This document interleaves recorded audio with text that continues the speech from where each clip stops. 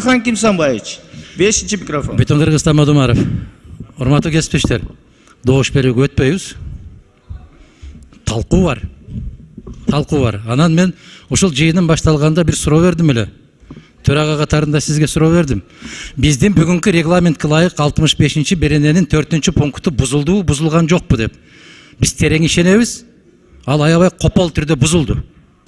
Себеп Конституциялык соттун корутундусу сөзсүз түрдө керек деп жазылып турат. Бардыгы жазылып турат. Эгер бул мыйзамга карабай эле өзүбүздүн түшүнүк менен кете беребиз десе, кете берет, көпчүлүк кете берет. Бирок мыйзамсыз болуп калат. Өзбекстандын алдында дагы эртең ушул маселе көтөрүлөт. Незаконная ратификация болуп калат. Мыйзамсыз болуп калат. Ошон үчүн шашпагыла, бүгүн талкуулайбыз, эртең талкуулайбыз. Эч ким шашпайт, эч. Мына Казакстан менен келишим түзгөндөн кийин 8-жылы ратификацияга келген. А бул 3-жө кол коюлуп атат, сыясый кургай элек. Эмне шашып атабыз? Каяка шашып атабыз?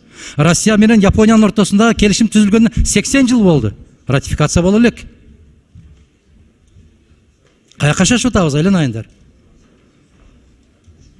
Ошондуктан Нурлан Тургунбекович, мен дагы бир жолу айтам. 65-ci берене боюнча, себеп сиз алып баруучусуз. Сиз жооп бересиз, жоопкерчиликти ошол регламентти сиз сакташыңыз керек. Ошол берене боюнча.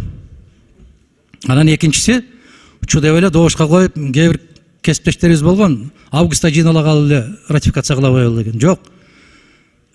Шашпайлы, талкуу бар. Мен сизге жазуу жүзүндө жибердим жанагы эмнени. 10 мүнөт фракциянын убактысын сурап. Рахмат. 2-ci mikrofon.